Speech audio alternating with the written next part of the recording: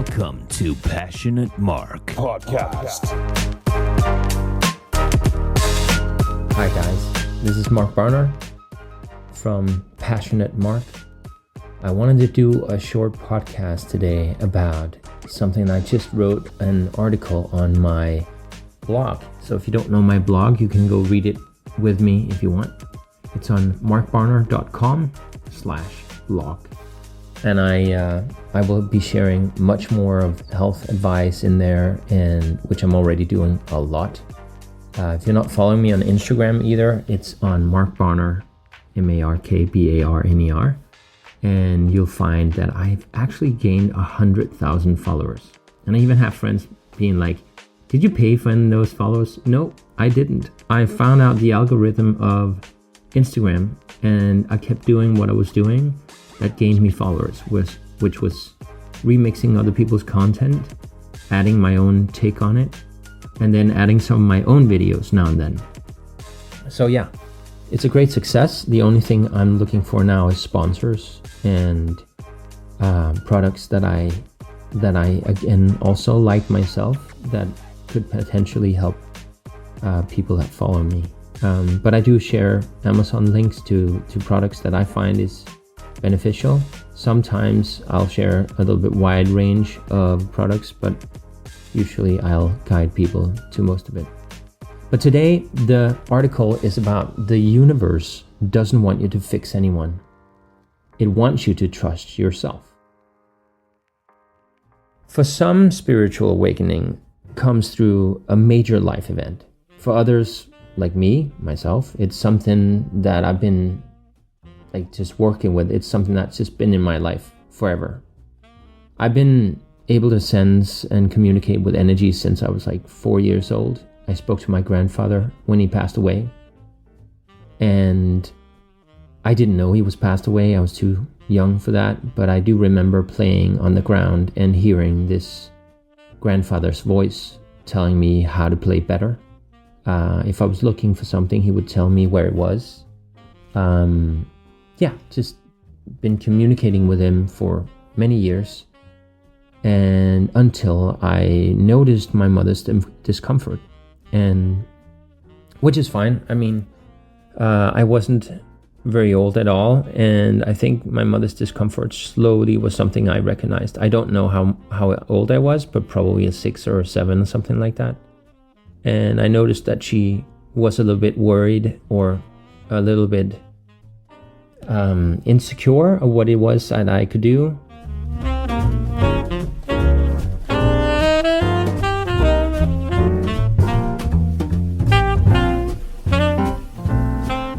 I grew up in a house with a lot of ghosts and entities living there, a lot of energies, and a long line old ancient family line of just many important people that had big egos and such, and this huge house in Hellerup, which is the city I grew up in. So that's when I learned to hide my gift after my mother felt this discomfort. I remember also being in school and hiding some of this as well. I shared with some of my friends what I was able to do, and I thought it was something everyone could do. And so just feeling other people's emotions from afar, and I even played around with telekinesis. I played around with moving things with my mind and things like that. I never had anyone tell me that that's possible. It was just an idea that I had, that it must be easier to do these things than to be other ways. For sure, one of the reasons why I got these gifts is because I was born with them. I think most people are, but they never learn to really listen to them. We are too indoctrinated to even understand this. But these gifts never disappear. I mean, mine was just really in tune because I was trying to read my father. My father was a huge narcissist. He was also somewhat bipolar and had a drinking problem now and then that would pop up and go away again. And I think he was always drinking, but it was just on and off if he had a good day or a bad day. And this taught me to really read his energy, even if I wasn't home, all the way in school. To begin with, I was just reading how he parked the car, how his jacket was hanging on the hanger and stuff like that. So eventually I could just be in school and know exactly how my dad felt. But I would maybe sometimes call my mother to confirm it. But yeah, that was always the everyday chore for me, or everyday ritual for me. It was trying to figure out what my dad's mood was, and then either avoid him or please him, or just not react, or make sure that I didn't react too much to what he said. But like I said, my gifts never disappeared. They only waited for me to return to them. What has taken me longer to learn is this: letting go of love is often harder than stepping into your spiritual path. This podcast is about surrendering to what isn't working, to patterns that is repeating itself, to relationships we try to fix because we see potential, instead of accepting the reality in front of us. I know this because I just stepped out of a relationship not too many months ago, and we still are in contact, and there's definitely things that wasn't healthy. I wasn't aware of this until something happened. And maybe I won't get into what happened right now. If you want to know more about this, you can always reach out to me on Instagram. Maybe I'll do a podcast, what actually happened. It could be a huge teaching moment for all of us. So, subtitle to this would be Sit With It. This season is asking you to pause. Right now, we're experiencing a potent mix of Mercury retrograde, Venus retrograde, and spring eclipse.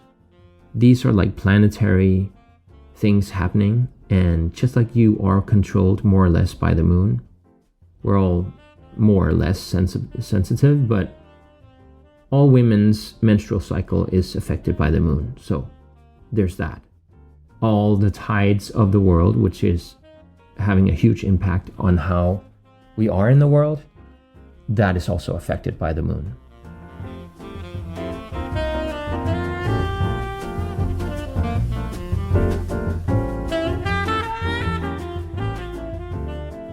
The moon pulls water in directions of the moon, so it draws the water closer, almost like magnetism. And this, not almost, it is actually magnetism.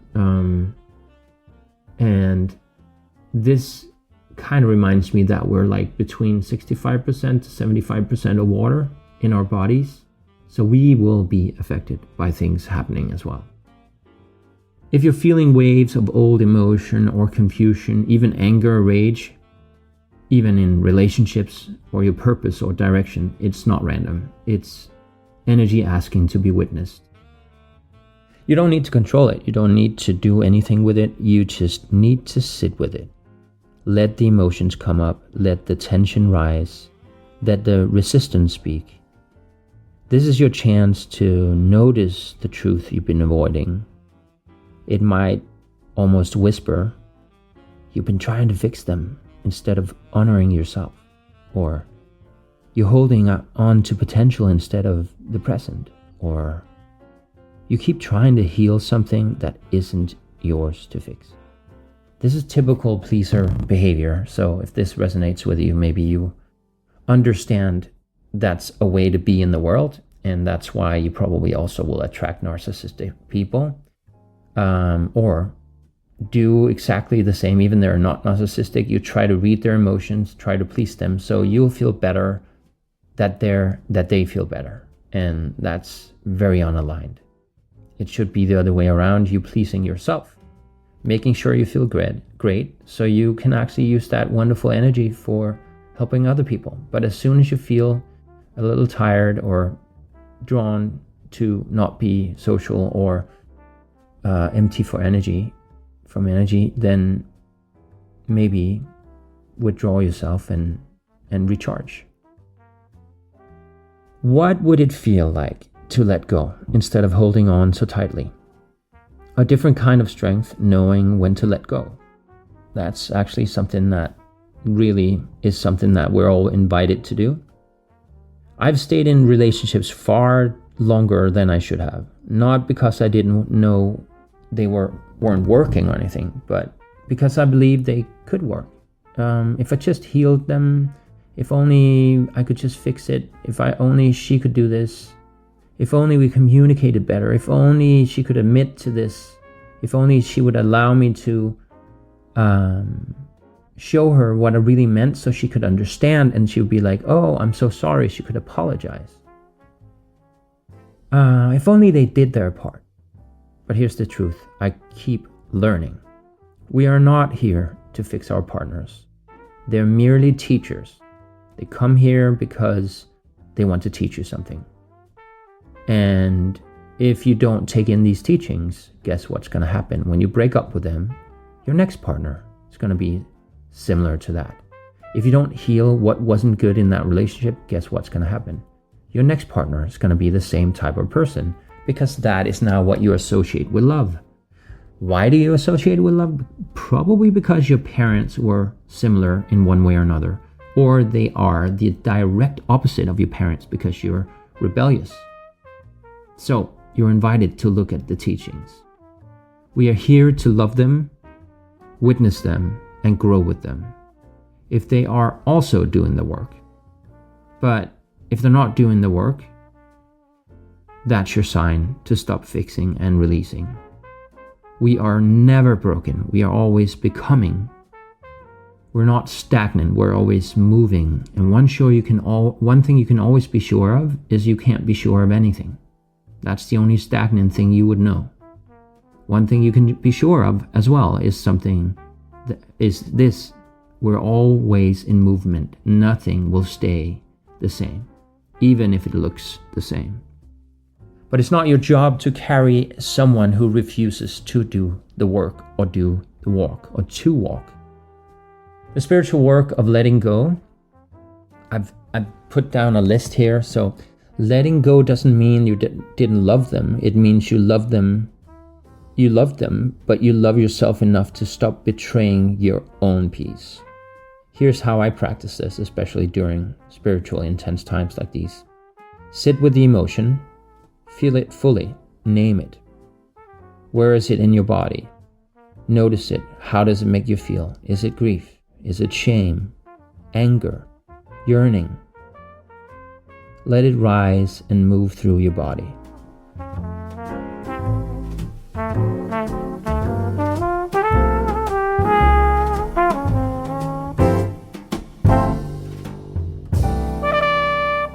Journal your resistance. Write down what you're afraid to lose and why.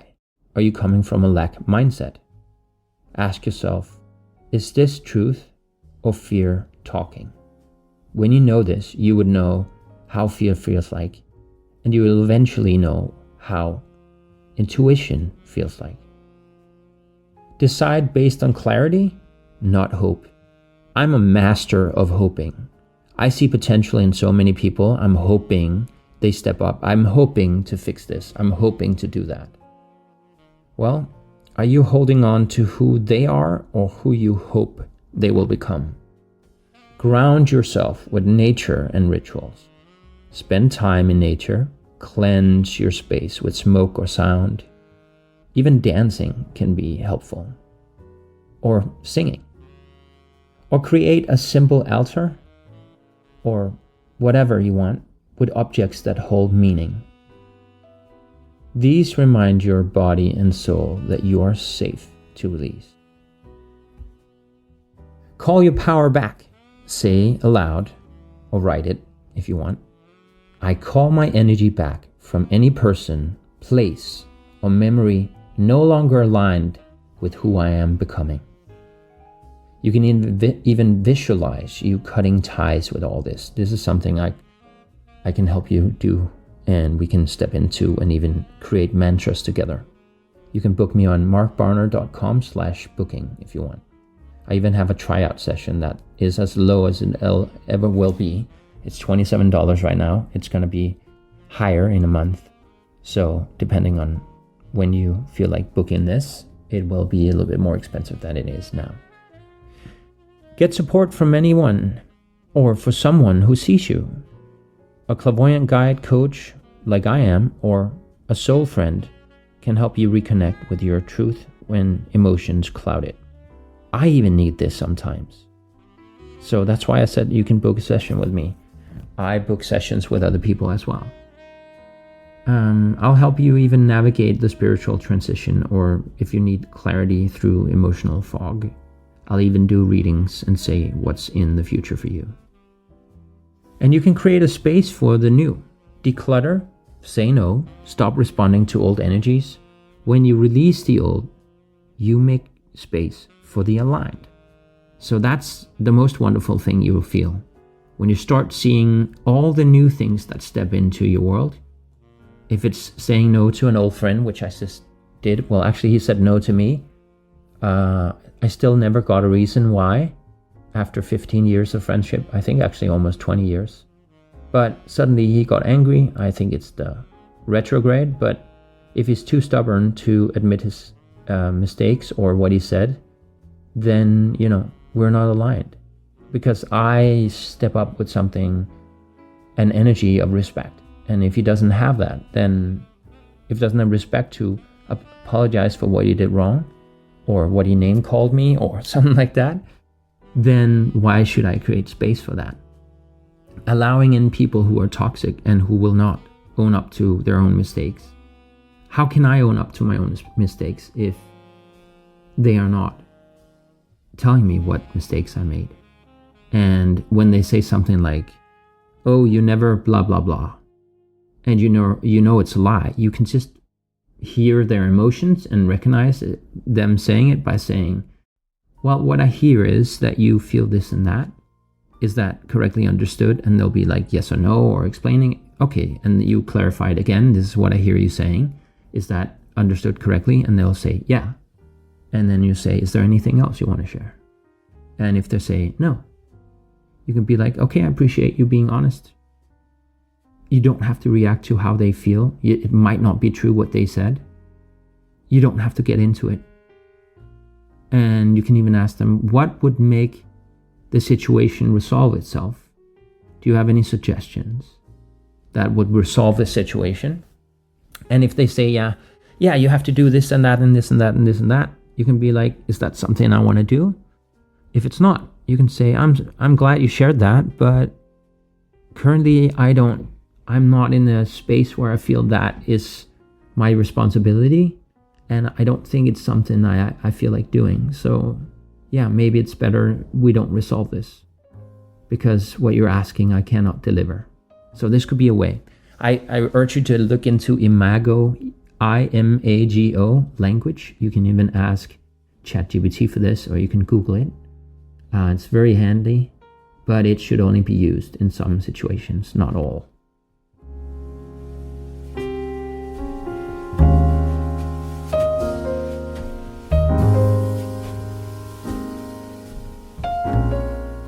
So practice the energy of trust, repeating something like, the universe has always been working for me. I don't need to force what's meant for me. I will attract. So these things is something that definitely could be very handy. Also written down a few things here, what letting go looks like practically. Stop chasing love where it's not offered freely. Listen to your body. If your heart races with anxiety every time you see their name, that's not love. Ask your inner child what they need, then become that safe space. Unfollow, block, mute. Digital detox is real energy hygiene, actually. Create space for new energy by clearing out old messages, photos, and reminders. You can always back it up on another hard drive or an old phone or whatever you feel like, or even have like files, like you can find like different apps and put all of that in there. I actually extracted or exported all the text messages through 3 years, and I put it into ChatGPT, and I told it to teach me about myself and about her, so I would not make the same mistakes again. And I could so easily make those mistakes again because for some reason it feels like love to me. Even though my awareness is very clear and know that it's not love, it's control. Because it feels like she tries to manipulate my energy more than she wants to understand me or share with me her honest truth. She's hiding that honest truth. Probably because she has narcissistic traits or behaviors and she's afraid of being found out. But I'll get into that another time if that's relevant and people resonate with that. So spiritual practices to support the shift. Morning meditation. I did this morning myself. To anchor into your own energy so you know what's yours and what's other people's. Evening breathwork to release anxiety and emotions held in your body because you don't want to sleep with that. But I would say that even though I'm fully aware of this, it sometimes is so hard for me to get my act together and actually do the breathwork. But if you're interested in breathwork, again, you can write me on Instagram and I can send you the best one that I have, that I use, and I really love that one. Daily mantras you can use, like I release what's not mine to carry, or if it's not love, it's not mine. Cold plunges to activate your nervous system and move stagnant energy. I love doing this. I'm right now currently close to the ocean, so I'll go for a run sometimes to get my breath going, and then I'll go to a cold ocean and I'll sit in front of the fireplace after. Or even go down under, go lie in your bed and heat up while you relax. If you have a sauna, it's even better, right? Sunlight and grounding every morning to connect with your body. That's also something I love to do. So if the sun is out, I'll go out, I'll take off my t-shirt and I'll just get some sun on my chest and my face. Really, really nice. Supplements and tools to support your emotional healing. It could be magnesium threonate for calming the nervous system and supporting brain health and clarity. So you can find the links for these on markbarner.com/blog, and you can find the post that I'm reading from right now. The universe doesn't want you to fix anyone. It wants you to trust yourself. You can find the links in the text there if you want to find out what I recommend. Ashwagandha for adrenal healing and hormone balance. It's really good. Also for men, actually. Omega-3, this is so essential for brain and emotional regulation, even lowers inflammation. And it's something I take daily. It's so important to me. That and vitamin D3 and K2 for mood and immune resilience. It's so important to get that. I take around minimum 10,000 IUs every day. That's around 20 minutes of sunshine. So yeah. And also when you go in the sunshine, like I talked about earlier, don't put on sunscreen. I wouldn't do that. I wouldn't recommend that to anyone putting on sunscreen. Only if you're out in the sun and you find a sunscreen that's either homemade, you'll find that on my blog as well, or a sunscreen that doesn't contain benzene or other chemicals, because most of them do, 80% of them do. So getting some actual sun exposure is super healthy. Then L-theanine for anxiety relief without sedation. This is actually something you find in tea. Some green teas, I think matcha and other green teas, you'll find that. And you can even research which one has the best one. Actually, there's one on here I come to think of, lemon balm. Oh, that's such a good one. Lemon balm tea, I mean, that's the best way to just balance in the day and just get comfortable at night. I really recommend that as a tea as well. Life only works when you flow with it. Letting go isn't a one-time decision. It's a daily devotion to choosing yourself. Every time you say no to what drains you, you're saying yes to what heals you. The universe isn't punishing you, it's rerouting you. So every resistance would actually be your invitation to see, is this something I really want? And if you're pushing it and it still doesn't go as you want it, maybe finding another approach could be the solution. But if you're pushing it too hard and it happens and you get what you need, just understand that karmic, you might actually have more struggle on the other side of that, but you won't notice it until later. But you have to drop the dead weight if you want to be rerouted. The right love won't make you anxious. The right person won't require you to abandon yourself and be different from what you are. And your spiritual calling won't be found in chaos. It will rise from the stillness after you let go. Letting go is spiritual strength. This reason is your chance to stop controlling and start trusting. Stop forcing, stop explaining. This is like a really good insight to have. If you start explaining yourself, you're definitely out of alignment. You could just let anyone talk about you just the way they want. And you can just witness that, listen to that, and be okay with they have an interpretation of who you are and what they think and see might actually not be the truth. So stop explaining. Stop proving your worth to someone who can't see it. I would walk away instead, or make them finish speaking, maybe keep listening, and at some point they'll get to the end station of whatever they said, and they'll finish it, and you'll see what their conclusion about who you are is, and then you can be like, do you have an interest in me correcting you if I don't feel that you're saying something something that doesn't resonate with me, that you're sharing something about me that I don't feel is me? Do you want to hear my opinion on this, or do you want to just have the opinion of who I am yourself? You can always ask, but ask yourself why the need is there to change it. And I know we always want to look good. We always want to make sure people see us for who we are. But yeah, might not be healthy. So start feeling, start releasing, start trusting that if something is meant to stay, it won't need fixing. I think about this if I go into a new relationship. Is it perfect as it is right now? Or is there something I would like to change? If I didn't change that thing in 1 year, would I still be in this relationship? And if the answer is no, I won't even engage into the relationship. So it's about having standards, and it's about having awareness about what we're walking into, because love can feel so great, but actually it's just mirroring your own love to yourself. And so if you don't love yourself fully, you'll for sure meet someone who also won't love you fully.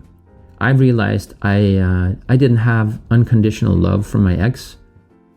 I didn't have that from a lot of my exes. I usually had conditional love. This is because I grew up in conditional love from my parents. I had to do a certain amount of things, be a good person, be gentle, be a gentleman, all these things. So that was conditional love. I don't want to be in conditional love. So what can I do? I can look at myself and say, how am I giving myself conditional love? Oh, I have to do the spiritual practice. If I don't do it, I'm not good enough. I have to do this work. If I don't do it, I'm not good enough.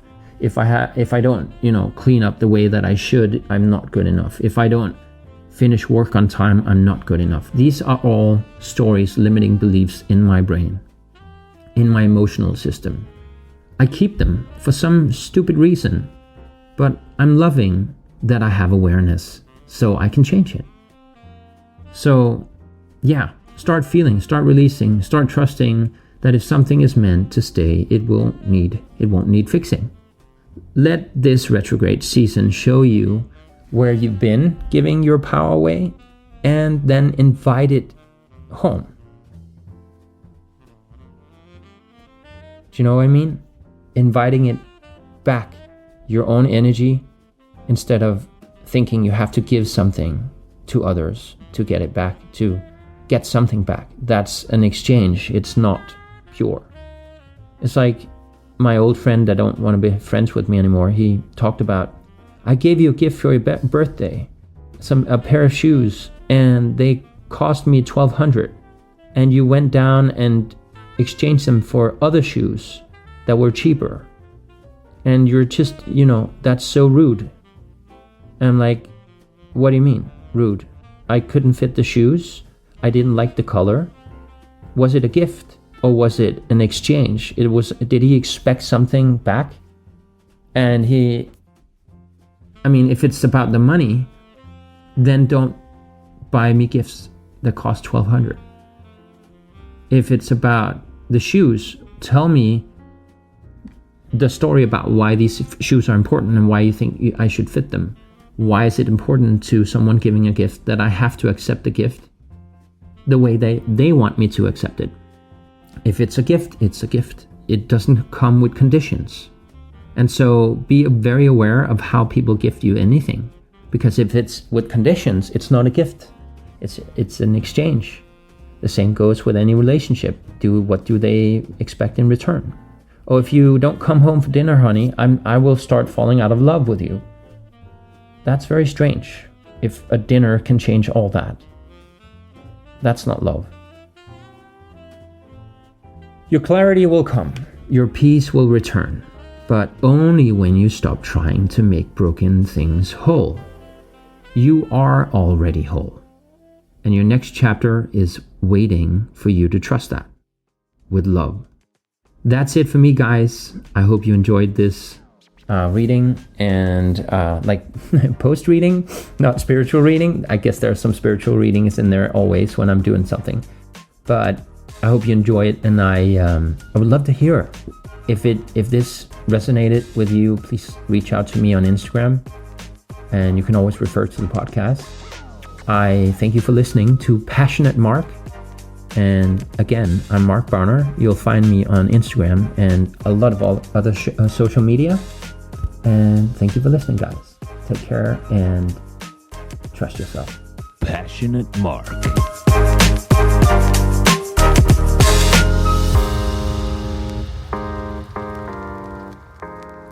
You just listened to my podcast. I just want to say, if you feel like sponsoring some of my content here on the podcast, or even on my Instagram where I have over 100,000 followers, let me know. You just reach out to me through my website or through my Instagram.